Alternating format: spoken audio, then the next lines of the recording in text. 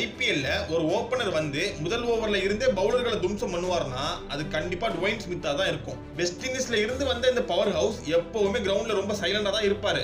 ஆனா அவரோட பேட் பேச ஆரம்பிச்சா பவுலர்கள் சைலண்ட் ஆயிடுவாங்க. ஸ்மித்தோட ஐபிஎல் கரியர் மும்பை இந்தியன்ஸ்ல ஆரம்பிச்சாலும் அவர் ஒரு ஸ்டாரா மாறினது நம்ம சென்னை சூப்பர் கிங்ஸ்ல தான். 2012ல மும்பைக்காக விளையாடும் போது கடைசி 3 பால்ல 14 ரன் தேவைப்பட்டப்போ லாஸ்ட் 3 பால்ல 4-4-6 அடிச்சு மேட்ச் ஜெயிச்சு கொடுத்தாரு. அதுதான் இவரோட என்ட்ரி. அதுக்கப்புறம் சிஎஸ்கேல பிரண்டன் மெக்கலம் கூட சேர்ந்து இவர் பண்ண ஓப்பனிங் பார்ட்னர்ஷிப் இருக்கு சான்ஸே இல்ல. ஸ்மித் கிட்ட இருந்த ஒரு ஸ்பெஷாலிட்டி அவரோட ஸ்டாண்ட் அண்ட் டெலிவர் ஸ்டைல். பந்து எங்க வந்தாலும் சரி காலை கூட நகர்த்தாம அப்படியே ஒரு தூக்குவார் பாருங்க.